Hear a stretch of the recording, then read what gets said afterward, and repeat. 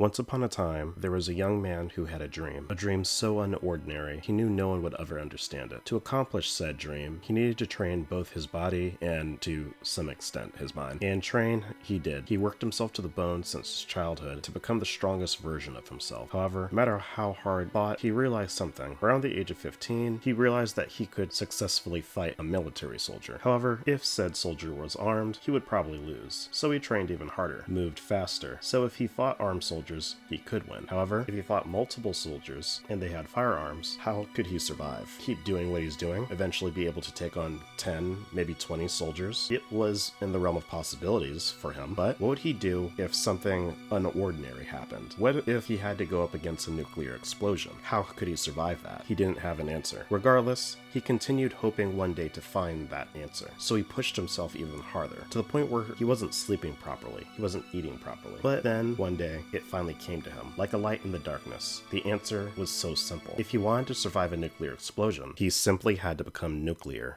himself.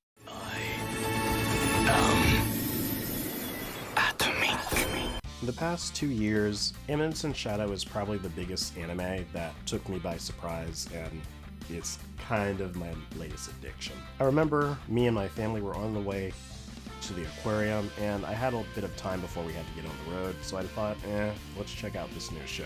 And I saw the first episode, and I knew I was kind of hooked immediately. When it comes to anime, a lot of people like to use the 3-episode rule, and I think it's a little interesting when Eminence and Shadow is thrown into the midst, because the first 3 episodes are kind of completely different from each other. The first episode honestly feels like a self-contained little OVA that you could probably watch, while to some extent, episode 2 is a proper introduction to what this show is about. Episode 3 shows off a lot of the show's comedy, and then there's episode 4 and 5 that kind of mix everything together.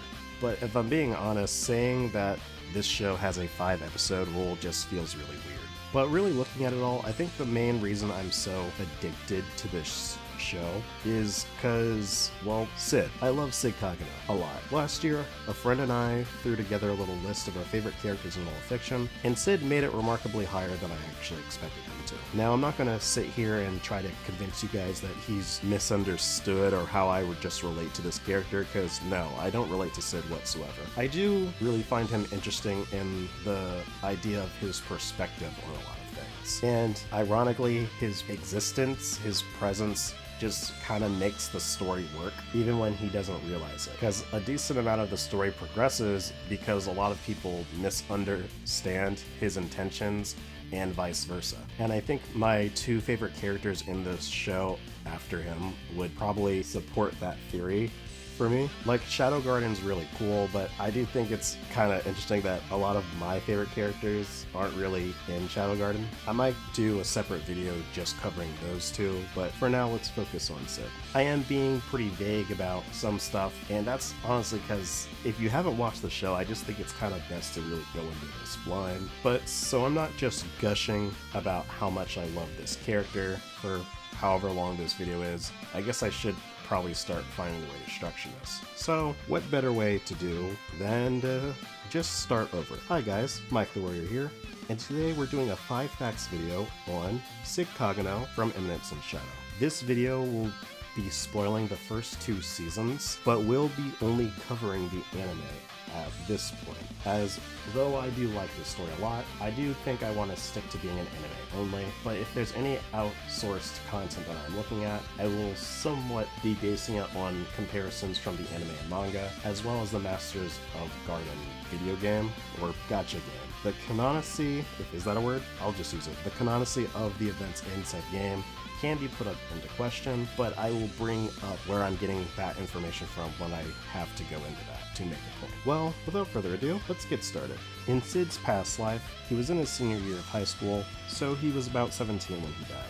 In his current life, because he, well, got reincarnated and had to grow up all over again, he's currently 15, as he's in his first year of high school. In his past life, Sid's weapon of choice, while he was fighting as a vigilante, is basically what I'm going to call him, was a crowbar. In the first episode, when he is speaking with Nishimura, You can hear some metal in his bag. This most likely is him carrying the crowbars to school. However, Sid was always training, again as we see in the classroom, so there is the chance that he was just wearing a bunch of weighted stuff because he thought it would make him super strong.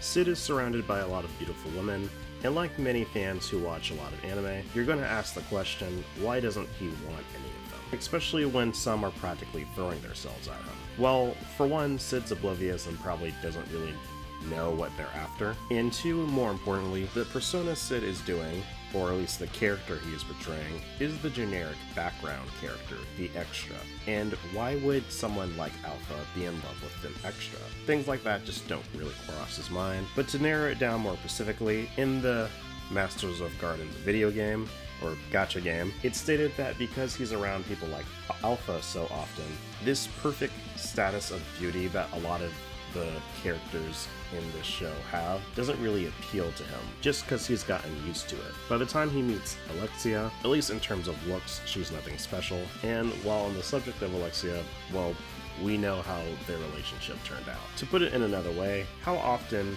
have people used the "it should have been me, not him" when they see someone is with a girl that they really like? Well, Sid doesn't want to be that extra in this scenario. One of the many reasons why he wanted out of the relationship with Alexia as fast as possible. And as I stated earlier, it doesn't fit the character he is trying to portray. He's the extra who is supposed to get rejected by Alexia. It all goes against his character, or at least the character he is trying to portray. In the second season, Sid gets a new persona called John Smith. We also learn that Sid has a dog named John, and said dog reminds him a lot of Delta.